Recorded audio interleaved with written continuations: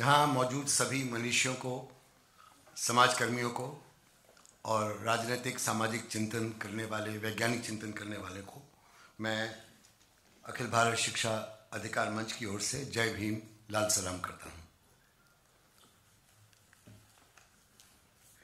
ये जो विषय है हमारे सामने, शिक्षण आणि बेरोजगारी का, इसके लिए मैं थोड़ा सा पीछे जाऊंगा। 30 मिनट का समय इसको ध्यान में रखते हुए, जब 10 मिनट लग जाए तो वार्न कर दीजिएगा याद से।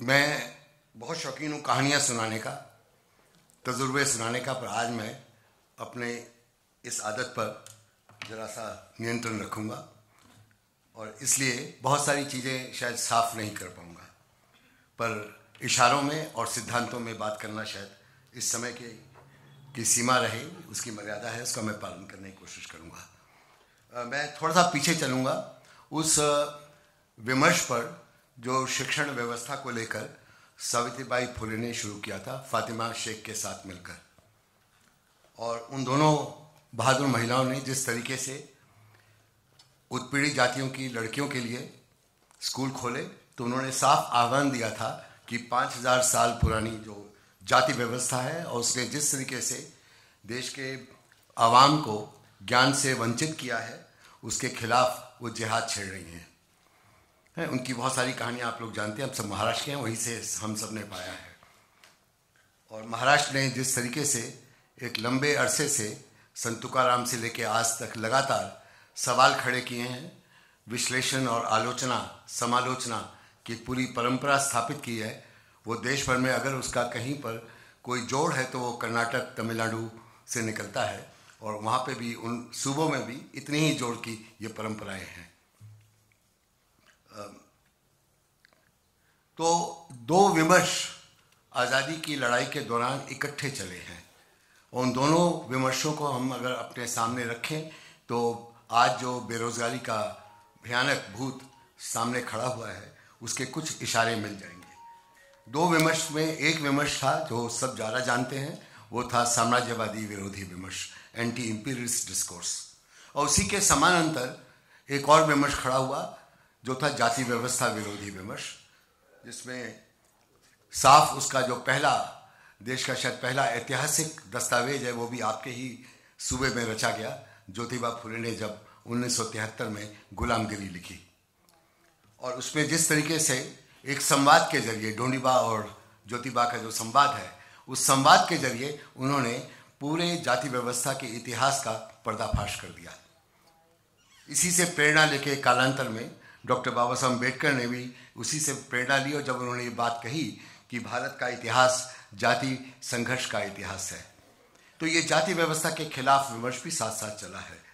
इन दोनों विमर्शों का जोड़ भी 1930 के दशक में हुआ, जब पूना पैक्ट हुआ और यरवदा जेल में गांधी जी और डॉक्टर अम्बेडकर के बीच में जो ज़बरदस्त एक क्रिटिकल डायलॉग चला है, उससे दोनों विमर्शों का तालमेल होगा या नहीं होगा, ये हमारे सामने बड़ा सवाल खड़ा हुआ। 1936 में मैं बहुत सारी चीज़ें छोड़ रहा हूँ और शहीद भगत सिंह का नाम लेने से अभी टाल रहा हूँ, पर शिक्षा के विषय में उन्होंने जो कहा वो आज हमारी जो बातचीत है इसमें बहुत लागू होता है। 1936 में जब डॉक्टर अम्बेडकर ने एनिहिलेशन ऑफ कास्ट, जाति उन्मूलन का अपना ऐतिहासिक आलेख तैयार किया, जो भाषण था आप जानते हैं, अंत में कभी दिया नहीं गया, तो जो अपना आलेख तैयार किया उसको गांधी जी ने अपनी हरिजन नाम की पत्रिका में सीरियलाइज किया, और ये दिखाता है कि एक लोकतांत्रिक मानस का निर्माण उस समय हो रहा था। गांधी जी को चुनौती देती हुई, उनके सब विचारों को चुनौती देते हुए जाति उन्मूलन का आलेख है, उसी को उन्होंने सीरियलाइज कर दिया, और उसके बाद उन्होंने अपनी बात लिखी उसका प्रतिकार करते हुए, और उसको भी सीरियलाइज किया, और फिर डॉक्टर अम्बेडकर ने उसका प्रतिकार करते हुए अपना जवाब दिया, उसको भी सीरियलाइज किया। आज ये संभव नहीं, आज के बिल्कुल गैर लोकतांत्रिक संविधान विरोधी राजनीति जो चल रही है, फांसीवादी, उसमें संभव ही नहीं है, इसकी उम्मीद ही नहीं की जा सकती। वो दिखाता है कि क्या क्या संभावनाएं हमारे उन दोनों विमर्शों से निकल कर आई थी, उनका जो द्वंद्वात्मक रिश्ता खड़ा हो रहा था, ये 1936 की डिबेट दिखाती है। शायद ये समय है भगत सिंह का जिक्र करने का। वो पूरा जो मैं जिक्र कर रहा हूँ उनका 1928 का एक छोटा सा लेख 1.5 पेज का, वो सब पढ़ लीजिए अगर नहीं पढ़ा। वो लेख का नाम है विद्यार्थी और राजनीति, स्टूडेंट्स एंड पॉलिटिक्स। और उसमें उन्होंने ये सवाल खड़ा किया कि जो शिक्षण व्यवस्था हमको दी जा रही है वो हमको ये कह रही है बार बार, वो शिक्षण व्यवस्था, कि तुम्हारा काम है पढ़ना, तुम यहाँ कॉलेज में पढ़ने के लिए आए हो, नेशनल कॉलेज में पढ़ने के लिए आए हो लाहौर में, और तुम्हारा काम ये नहीं है कि पॉलिटिक्स की बात करना। और वो दो सवाल इकट्ठे खड़ा करते हैं। उसमें कहते हैं कि ये शिक्षण व्यवस्था किस काम की, जो हमको ये नहीं समझा पाती है कि देश की समस्याएं क्या हैं, और जो समस्याएं हैं उनसे जूझने के लिए हम युवाओं को, पढ़े लिखे युवाओं को क्या करना है। इसके लिए कोई हमारे लिए रास्ता नहीं मिलता इस शिक्षण व्यवस्था से। तो पूरी व्यवस्था फिजूल है। शिक्षण व्यवस्था के उद्देश्य पर उसका क्या आशय है, उसका क्या काम है, उसकी क्या भूमिका है समाज में, इसके ऊपर सवाल खड़ा किया 1928 में। उसके बाद एक और वो बड़ी दिलचस्प बात कहते हैं, जब वायसराय आते हैं लाहौर में तो हम सब विद्यार्थियों को इकट्ठा करके जो अधिकारीगण हैं वो स्टेशन पर ले जाते हैं उनका स्वागत करने के लिए और उनके भाषण सुनने के लिए मजबूर करते हैं। लेकिन जब गांधी आते हैं, नेहरू आते हैं, सुभाष चंद्र बोस आते हैं, हम अपनी इच्छा से उनका स्वागत करते हैं, उनका भाषण सुनने जाते हैं, तो वो कहते हैं तुम विद्यार्थी पॉलिटिक्स कर रहे हो। तो वायसराय का भाषण सुनना क्यों पॉलिटिक्स नहीं है, और गांधी, नेताजी सुभाष चंद्र बोस और नेहरू को सुनना क्यों पॉलिटिक्स है, ये वो सवाल खड़ा करते हैं। वो कहते हैं हम समझ गए, राज्य सत्ता की खुशामद करना रहना पॉलिटिक्स नहीं मानी जाती, राज सत्ता पर सवाल खड़ा पॉलिटिक्स मानी जाती है। तो ये सब जो विमर्श है, इतना, इसको हम एक बात तो ध्यान में रखेंगे। मेरा ये मानना है, एक तरह की थीसिस आपके सामने पेश कर रहा हूँ। मेरा मानना है कि ये जो डिबेट हुई गांधी और अम्बेडकर के बीच में, इसमें डिबेट तो अम्बेडकर जीत गए। उनका जो विद्वतापूर्ण इतिहास है, जितना उन्होंने अध्ययन किया देश के इतिहास का, उसके सामने गांधी का जो एम्पिरिकल तरीका था सीखने का, अनुभव से सीखने का, वो खड़ा नहीं हो पाया, खड़ा हो भी नहीं सकता था। डिबेट तो नहीं जीती गांधी ने, पर गांधी का दिल अम्बेडकर ने जीत लिया। ये मैं आपके सामने थीसिस पेश कर रहा हूँ। इसका असर ये हुआ कि गांधी ने बहुत तेजी से सोचना शुरू किया। केवल अछूतों के उद्धार, मंदिरों में जाने के लिए उनके लिए इजाज़त लेना, पानी निकालने के लिए इजाज़त लेना, ये जो आंदोलन गांधी बहुत पहले से कर रहे थे, ये काफ़ी नहीं है जब तक जाति व्यवस्था का कोई तोड़ नहीं निकाला जाए। जो जाति व्यवस्था ज्ञान से, उत्पादन से लोगों को, बड़ी आवाम को वंचित करती है। तो 1937 में अक्टूबर के महीने आप ही के सूबे में, यहीं पर वर्धा में, जो अखिल भारत शिक्षा सम्मेलन पहली बार आयोजित किया गया, उसमें उन्होंने अपनी थीसिस रखी जाति व्यवस्था के खिलाफ। उस पर सवाल हम सब खड़े कर सकते हैं और करने भी चाहिए, लेकिन थीसिस बहुत विचारोत्तेजक है। थीसिस उन्होंने ये रखी कि उत्पादक काम स्वयं ज्ञान का, मूल्यों का और कौशलों का निर्माण करता है, इकट्ठे इनका निर्माण करता है। और जब उत्पादन काम शिक्षण व्यवस्था का आधार बन जाता है, तो ज्ञान, उत्पादन, मूल्यों का निर्माण और कौशलों का निर्माण शिक्षण व्यवस्था का अभिन्न हिस्सा बन जाता है। उसका ऑर्गेनिक रिलेशनशिप शिक्षा से हो जाता है। वो अलग नहीं होता कि अलग कुछ किया जाएगा। ये बहुत ज़रूरी है। आज जो कौशल विकास मिशन का पूरा एक नई राजनीति देश पर थोपी जा रही है, उसके कारण बहुत ज़रूरी मुद्दा बन जाता है। और ये इस तरीके से होता है, जब उन्होंने कहा उत्पादक काम शिक्षण व्यवस्था का आधार होना चाहिए, तो ये साफ जाहिर है कि उत्पादक काम कौन करता था 1937 में और आज भी कौन करता है, ये सवाल उठाना बहुत ज़रूरी हो जाता है। उत्पादक काम देश के वह 85% जनता करती है जो बहुजन है। वो आदिवासी है, दलित है, अन्य पिछड़ा वर्ग ओबीसी है और मुस्लिम है। और उनमें भी अधिक उत्पादन काम करने में जो उनकी हर एक तबके की जो महिलाएं हैं, अग्रणी भूमिका अदा करती हैं। आप कल्पना कीजिए, अगर देश की महिलाएं जो धान का रोपा लगाती हैं वो हड़ताल पे चली जाएं, अभी जैसे 2 दिन की हड़ताल हुई थी 8 और 9 तारीख को जनवरी में, अगर वो हड़ताल पे चली जाएं तो देश भूखा मर जाएगा, क्योंकि धान का रोपा नहीं लगेगा। ये महिलाएं काम करती हैं। और ये कौन है? इनमें से कोई भी उच्च वर्ग की महिला नहीं होती, सब उत्पीड़ित जातियों की मेहनतकश आवाम की महिला होती हैं। तो ये पूरा पितृसत्ता का मामला और जाति व्यवस्था का मामला, जिनके बीच में डॉक्टर अम्बेडकर ने स्थापित किया एक अभिन्न रिश्ता होता है, इसके ऊपर गांधी ने एक शिक्षण व्यवस्था उसको ख़त्म करने के लिए, उस पर चुनौती देने के लिए खड़ी की कि उसी क्लासरूम में, जिस क्लासरूम में आज पाठ्यपुस्तक पर आधारित और केवल रटने वाली, और वो भी औपनिवेशिक साम्राज्यवादी विचारों को रटने वाली व्यवस्था थोपी गई है, जहाँ पर जो दबदबा होता है उच्च वर्गों और उच्च वर्णों का होता है, क्योंकि उनकी परंपरा है रटने की और याद करके उगलने की, बहुत पुरानी परंपरा है, वेदों के समय से चली आ रही है। तो वो उस पर चुनौती देते हैं कि अब क्लासरूम में हमारी सब कक्षाओं में आज़ादी के बाद जो दबदबा होगा वो बहुजन अवाम का होगा, क्योंकि वही बहुजन अवाम है जो उत्पादन करना जानता है और उत्पादन सिखाएगा उच्च वर्गों और उच्च वर्णों के बच्चों को। अब आवाम कौन सिखाएगा? बहुजन अवाम के बच्चे सिखाएंगे। बहुत बड़ी चुनौती, अभी और टाइम नहीं है इसकी बात करने का, इसलिए कभी और इसके लिए। पर यहाँ से मैं अपनी बात को आज के लिए समकालीन सवाल जो आपने खड़ा किया उससे जोड़ता हूँ। इसमें एक और चीज़ बहुत ज़रूरी है जो बिल्कुल आज़ादी के पूर्व संध्या की बात है। 1945 में जब टाटा बिरला प्लान, जिसको जो बॉम्बे प्लान कहलाता है, टाटा बिरला प्लान भी कहलाता है, वो पेश किया गया और उसके पहले ही कांग्रेस पार्टी की नीतियों पर उसका असर होने लगा था। तो उस प्लान में ये बात कही गई कि आज़ादी के बाद जो इंफ्रास्ट्रक्चरल विकास करना पड़ेगा देश का, वो इतने बड़े पैमाने पे करना पड़ेगा, चाहे वो हाईवे बनाने का हो, जहाज चलाने का हो, हवाई जहाज चलाने का हो, बड़े बड़े हाइड्रो इलेक्ट्रिक पावर प्लांट चलाने का हो, ये जो बहुत बड़े पैमाने, स्टील प्लांट बनेंगे, खदानें बनेंगी, ये जब सब कुछ होने वाला है बहुत बड़े लेवल पर, इसके लिए जो पूंजी चाहिए वो किसी भी भारतीय पूंजीपति के हाथ में नहीं है। वो हो ही नहीं सकती। भारत का पूंजीपति वर्ग इतनी बड़ी औकात नहीं रखता कि देश का विकास कर सके। नंबर एक बात। नंबर दो बात कहते हैं इसके लिए जो टेक्नोलॉजी की ज़रूरत होगी वो सब बाहर से लानी पड़ेगी, हमारे पास नहीं है। एक तरह से गांधी को वहाँ भी चुनौती मिलती है कि वो हम नहीं ला सकते। वो बाहर से नई टेक्नोलॉजी लाने का काम भी भारत सरकार कर सकती है और कोई नहीं कर सकता।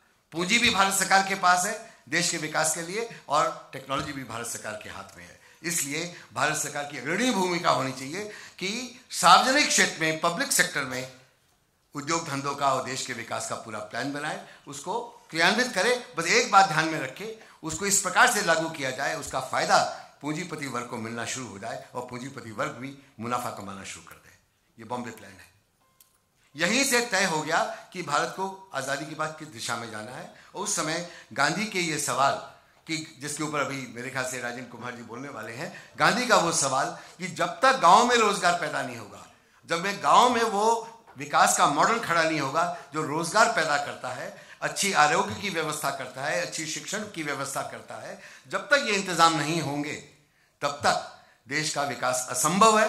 देश में गरीबी बढ़ेगी, गैर बराबरी बढ़ेगी, जिसके ऊपर आप जरूर कल बात कर चुके होंगे। गैर बराबरी के सवाल पर गैर बराबरी बढ़ेगी, गरीबी बढ़ेगी और देश कभी भी आगे नहीं बढ़ पाएगा। बाबा साहब अम्बेडकर ने जब 25 नवंबर 1949 को पेश किया, राजघटना पेश की संविधान सभा के सामने और अगले दिन उसको अंगीकार किया गया, तो उसमें वो अपने भाषण में ये बात कहते हैं, इसकी ओर इशारा करते हैं कि बहुत बड़ी विडंबना में, विसंगति में देश जाने वाला है, क्योंकि हम इस संविधान के तहत राजघटना के जरिए ये स्थापित करने वाले हैं कि हर नागरिक का समान वोट होगा, समान अधिकार होगा राजनीति में, हर इंसान का, चाहे वो किसी भी मजहब, जाति, भाषा का व्यक्ति हो, किसी भी लिंग का। लेकिन अगर जो जाति के आधार पे, वर्ग के आधार पे भेदभाव पुराना चला आ रहा है, इस दैत्य से, इस राक्षस से अगर हम नहीं जूझे, हमने इसको टाल दिया, तो एक ऐसी सामाजिक व्यवस्था खड़ी होने वाली है जो कभी भी टिक नहीं पाएगी और वो जो अस्थिरता आएगी समाज में, उसका सामना भारत की राजनीति नहीं कर पाएगी।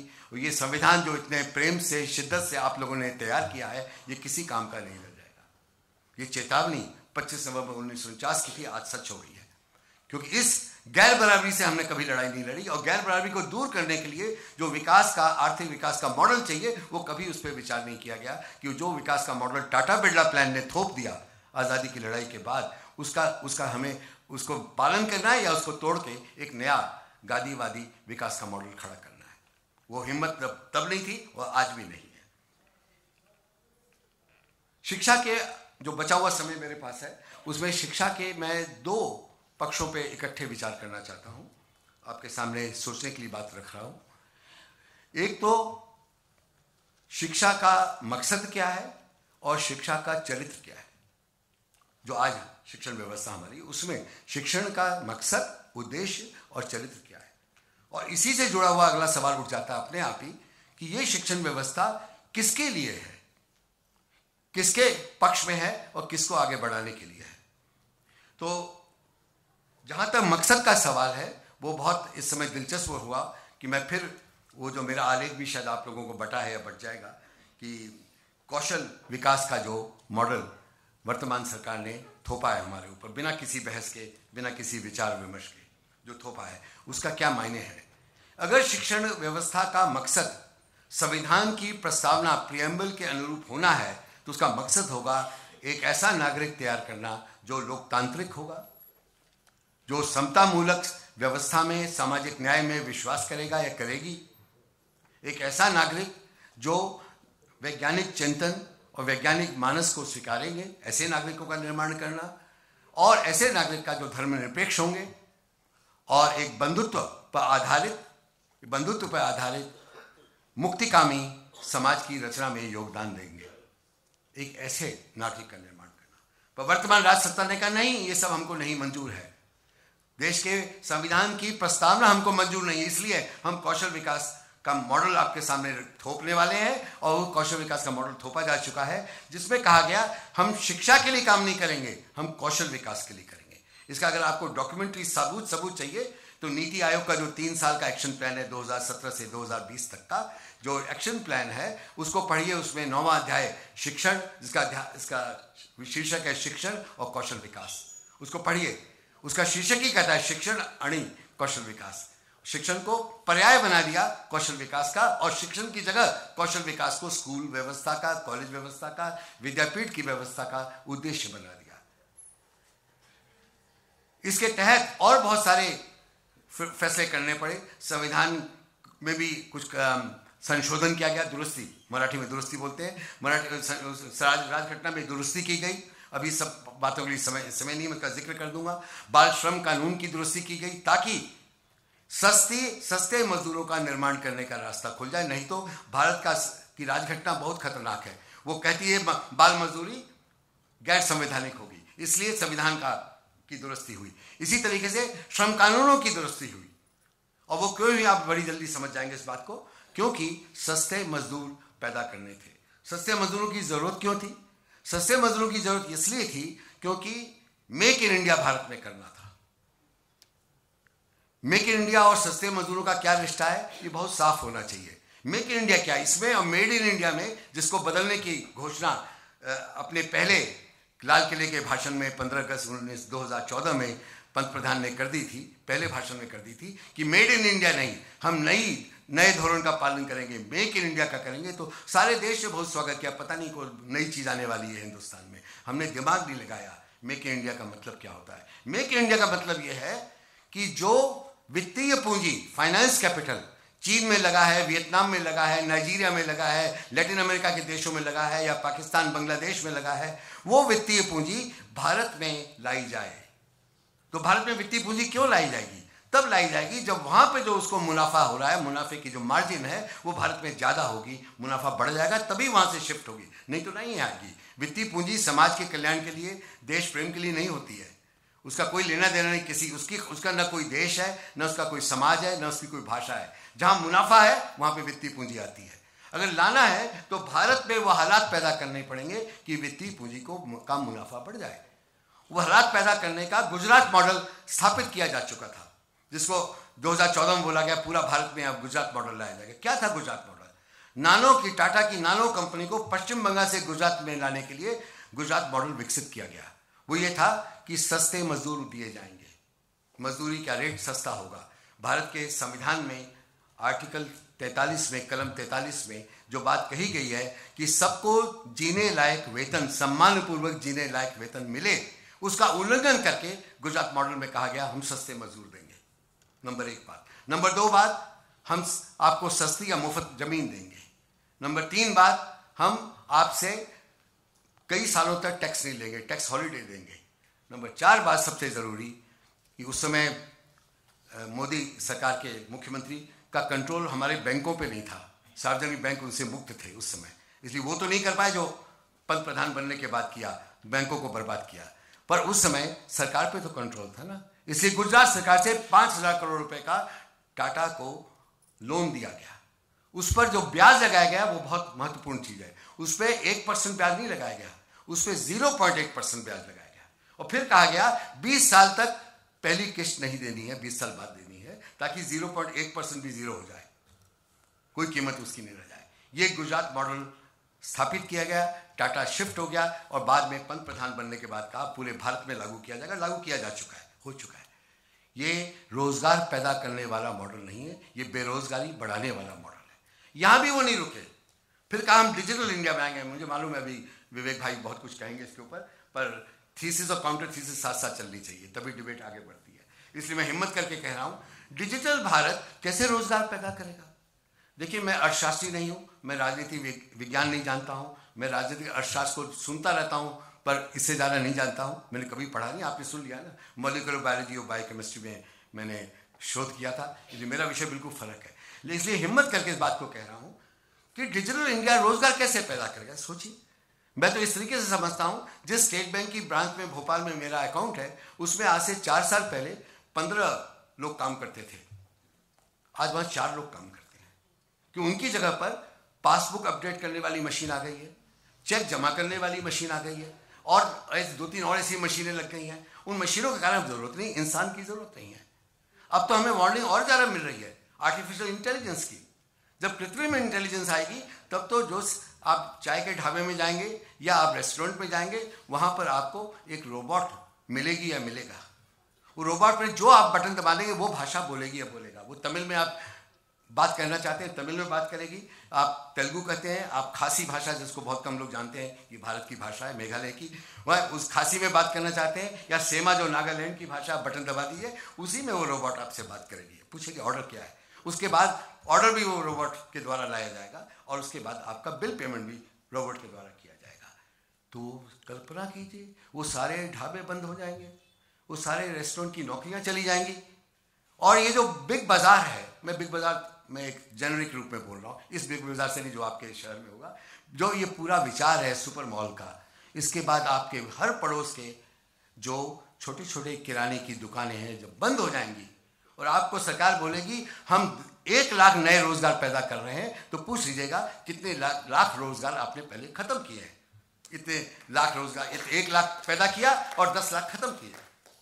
ये बात हमको समझना, पूछना पड़ेगा सवाल। मई के महीने में जब चुनाव होंगे, पूछिएगा इस सवाल को, पूछिएगा इन लोगों से, कितने रोजगार तुम पैदा कर सकते हो।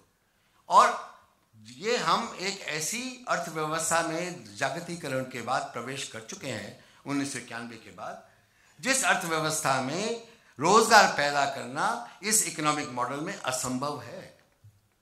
कितने सबूत चाहिए हमको इसके लिए, ये हम अपने आप से कितनी बार हमको ये सच बोलना पड़ेगा, इस सच का कितनी बार सामना करना पड़ेगा, कि फिर नई उम्मीद जागती है। फिर हमको वायदा मिलता है 2014 में कि हर साल 2 करोड़ नए जॉब पैदा किए जाएंगे। कहां से आएंगे?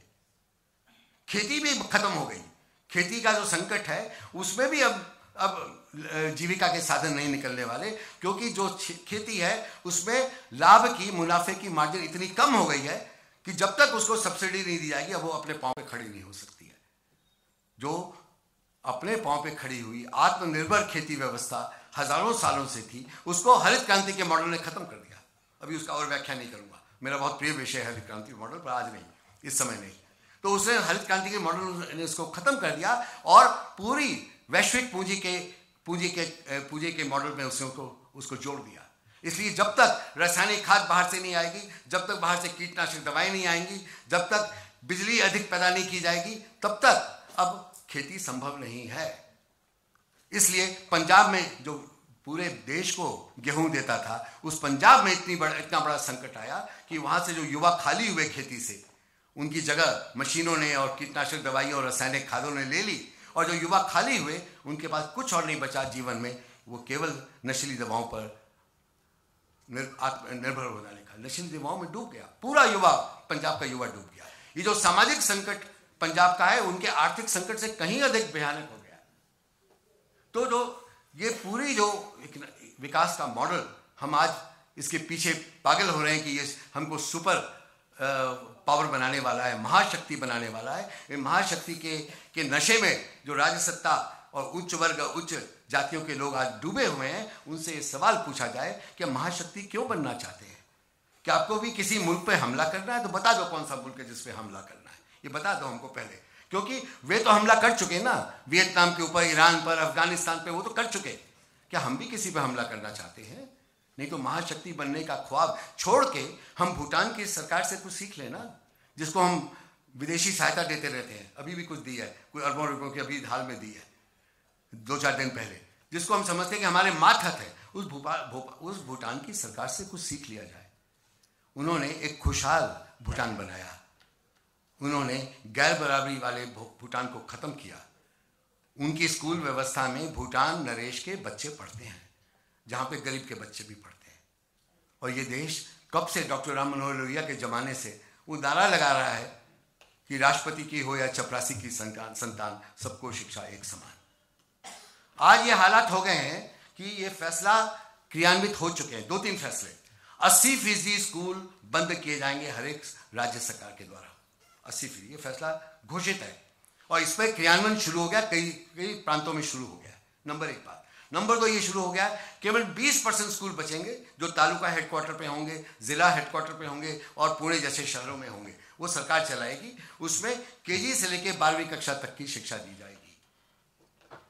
तो जब आपने सारे मापदंड सबको शिक्षा सुलभ करने के तोड़ दिए कि 1 किलोमीटर के अंदर, वॉकिंग डिस्टेंस के अंदर प्राइमरी स्कूल होगा, प्राथमिक शाला होगी, और 6ठी से 8वीं तक की या 5वीं से 7वीं तक का जो मिडिल स्कूल है वो 3 किलोमीटर के अंदर होगा, और हाई स्कूल जो होगा, सीनियर हाई स्कूल होगा, वो 10 किलोमीटर के अंदर होगा। ये सारे मापदंड आपने तोड़ दिए। आपने कहा केवल जिला हेडक्वार्टर, तालुका हेडक्वार्टर और शहरों में ये सब होंगे। तो आपने 80% बच्चों को, मैं कहूँगा 85% को, जो बहुजन बच्चे हैं, उनको आपने वंचित करने का, शिक्षा से निष्कासित करने का, एक्सक्लूड करने का प्रोग्राम बना लिया। ये बन चुका है। और इस समय हालात ये हैं, ये पुराने हालात भी थे, अब और बिगड़ गए हैं, 2014 के पहले भी थे, अब और बिगड़ गए हैं कि 90% से ज़्यादा बहुजन आवाम के बच्चे अब 12वीं के आगे नहीं बढ़ नहीं सकते।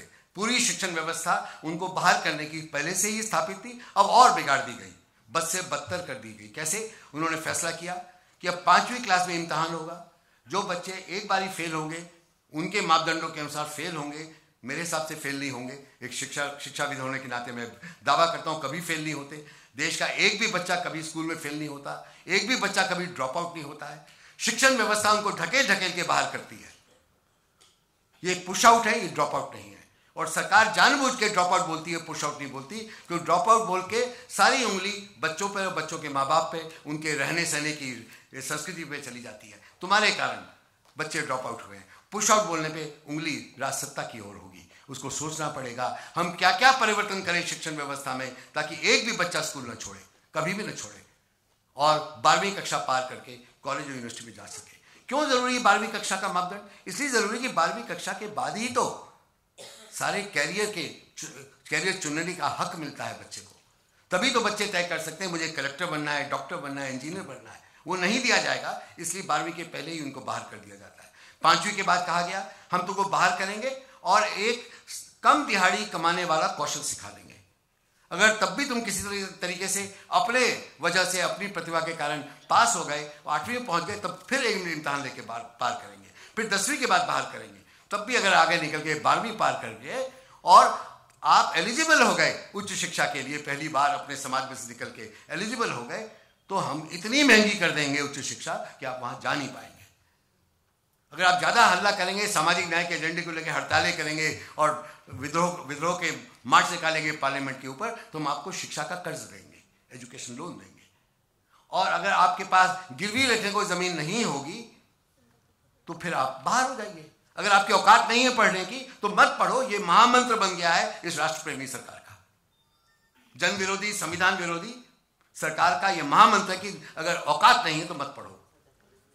अगर आपने शैक्षिक कर्ज ले लिया, कहीं आपके घर की जमीन गिरवी रखने योग्य हो गई, आपको मिल गया, तो शैक्षिक कर्ज वापस करने का आपके पास कोई जरिया नहीं होगा, क्योंकि आपको कोई रोजगार नहीं मिलने वाला। कोई कितना 5 मिनट 10 मिनट है, अच्छा, कोई रोजगार आपको नहीं मिल सकता है। बात यहां नहीं रुकी, अभी तो ये हालात बन गए हैं कि जिन विद्यार्थियों ने, जिन छात्राओं ने नर्सिंग का कोर्स किया और उन्होंने शैक्षिक कर्ज लिया, एजुकेशन लोन लिया, उसमें से 22% लोन वापस नहीं होगा। कैसे होगा जब रोजगार नहीं होगा? आरोग्य व्यवस्था जब प्राइवेट हाथ में, खासगी हाथों में चली जाएगी तो लोन वापस हो ही नहीं सकता ना। लोन तो तब वापस होगा जब रोजगार निर्माण का काम होगा, जब आरोग्य व्यवस्था पूरे जनता के लिए होगी। जब आरोग्य व्यवस्था देश के 5%, 10% लोगों के लिए प्लान की जाएगी तो संभव ही नहीं है कि सब आरोग्य व्यवस्था का फायदा सारे देश को मिले। इसलिए नर्सिंग के जॉब भी खत्म हो जाएंगे, इसलिए वो कभी रोजगार वापस नहीं हुआ। और अब जो शैक्षिक कर्ज वापस नहीं हो रहा है उसका प्रतिशत, जो एनपीए है, जो अंबानी, अडानी, टाटा, बिरला ने वापस नहीं किया और तो सबको मालूम था वापस नहीं होने वाला, उस एनपीए का, उसमें इसका प्रतिशत बढ़ता जा रहा है। अब उसका प्रतिशत 7% से बढ़ के पिछले 4 सालों में 9% हो चुका है, अब और बढ़ेगा। और ये क्राइसिस भारत में आ गई जो अमेरिका में आ चुकी है, जहां पे शैक्षिक कर्ज इन्हीं कारणों से वापस नहीं होता। इसलिए तो ट्रंप चुने गए ना, क्योंकि रोजगार पैदा नहीं हो रहा था उनकी व्यवस्था में भी। ये तो वैश्विक अर्थव्यवस्था के मैक्रो इकोनॉमिक्स के सवाल है कि ये मैक्रो इकोनॉमिक्स कभी रोजगार पैदा नहीं करती, चाहे भारत का सवाल हो, चाहे अमेरिका का हो या यूरोप का हो, वहां भी रोजगार पैदा नहीं हो रहा है। तो वहां पे शैक्षिक कर्ज नहीं लौटाने की जो संकट खड़ा हुआ है, उसके कारण अब जिस तरीके से सब प्राइम क्राइसिस हुई थी अमेरिका में 2002-2003 में, ठीक वो संकट आज अमेरिका पे दोबारा छा रहा है, जिससे निकलने के लिए एक राइट विंग मूवमेंट आया वहां पे और उसमें से ट्रंप निकल के आए। वो मैक्रो इकोनॉमिक्स के सवाल बहुत जरूरी है जब हम रोजगार निर्माण की बात करते हैं। ये व्यवस्था जो लगातार हम पर अब कह रहे हैं, चूंकि जागतिकीकरण हो गया है, हमारे अर्थव्यवस्था के दरवाजे दुनिया के लिए खुल गए हैं, तो विश्व बैंक, इंटरनेशनल मॉनेटरी फंड और विश्व व्यापार संगठन WTO जो फैसला करेंगे वो लागू होगा भारत में, और पार्लियामेंट हमारी इस्तेमाल की जाएगी उस पर लोकतांत्रिक मोहर लगाने के लिए, चाहे वो कितना ही रोजगार विरोधी विकास का मॉडल क्यों ना हो। तो भूटान का सवाल फिर मुझे याद आ जाता है। आप फैसला कीजिए, हमको डिजिटल इंडिया चाहिए, हमको आर्टिफिशियल इंडिया, इंटेलिजेंस का इंडिया चाहिए, कि हमको खुशहाल भारत चाहिए। ये भूटान से सीख लेना कुछ। मैं अंत में संविधान पर लौट रहा हूं और यहां मेरी बात खत्म हो जाएगी। संविधान ने कुछ कलम रखी हैं शुरू से हमारे सामने। कलम नंबर 14 जो कहती है कानून के सामने देश का हर नागरिक बराबर होगा, बराबर होगी, चाहे किसी भी मजहब के हों आप, किसी भी जाति के हों, किसी भी वर्ग के हों, किसी भी भाषा को बोलने वाले हों, आप गढ़चिरौली में बोली जाने वाली गोंडी भाषा बोलते हो या आप मराठी बोलते हो, पुणे की संस्कृत में मराठी बोलते हो, तो भी कोई फर्क नहीं है, कानून के सामने हम सब बराबर हैं। कलम नंबर 15 का उपभाग 1 बोलता है कि सरकार किसी भी नागरिक के साथ किसी भी प्रकार का, किसी भी आधार पर भेदभाव नहीं कर सकती। आप पूछिए, क्या भारत की अर्थव्यवस्था और भारत की शिक्षण व्यवस्था वैसी है? भारत की शिक्षण व्यवस्था खड़ी हुई है गैर बराबरी और भेदभाव की बुनियाद के ऊपर, बच्चों को और युवाओं को शिक्षा से बाहर ढकेल लेने के लिए।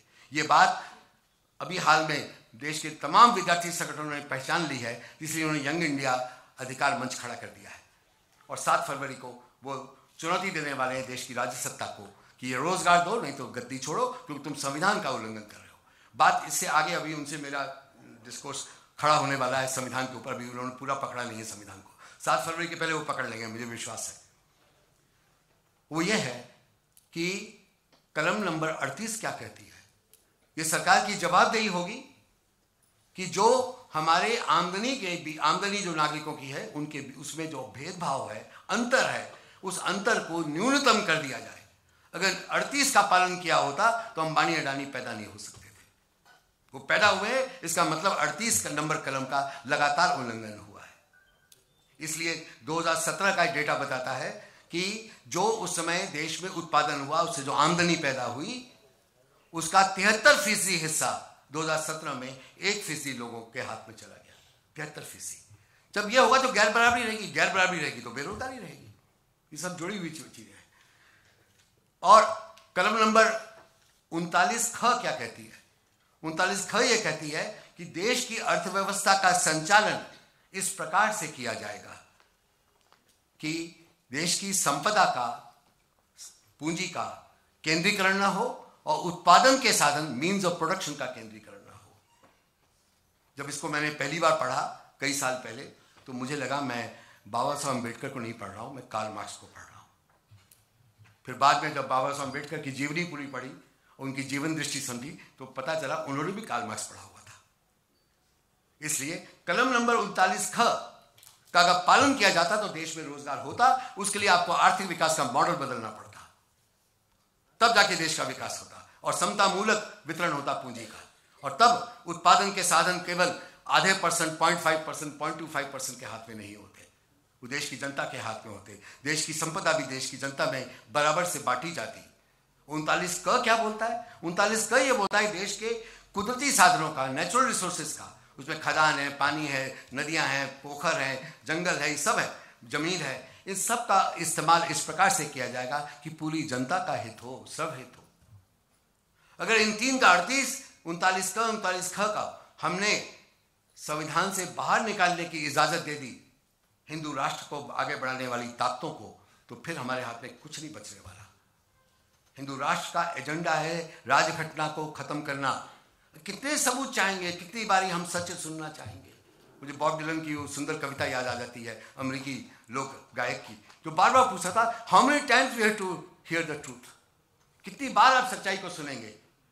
वो कह चुके हैं मोहन भागवत गोवा के अपने केडर बिल्डिंग प्रोग्राम के तहत कि जो संविधान है ये यूरोप अमेरिका की नकल है, ये भारत की पुरानी परंपराओं से नहीं निकला। सच बोले वो भी, भारत की ब्राह्मणवादी परंपरा से नहीं निकला, ये संविधान निकल ही नहीं सकता था, ब्राह्मणवादी परंपरा को तोड़ के निकला ये बात उन्होंने सच कही। उनका इसलिए हमको मंजूर नहीं है, ये उन्होंने साफ कहा। जब इतनी साफ कहा जा चुका है तो मेरा तो विश्वास है कि नागपुर हेडक्वार्टर में राजघटना का वैकल्पिक दस्तावेज तैयार है, वो इंतजार कर रहे हैं चुनावों के परिणामों की।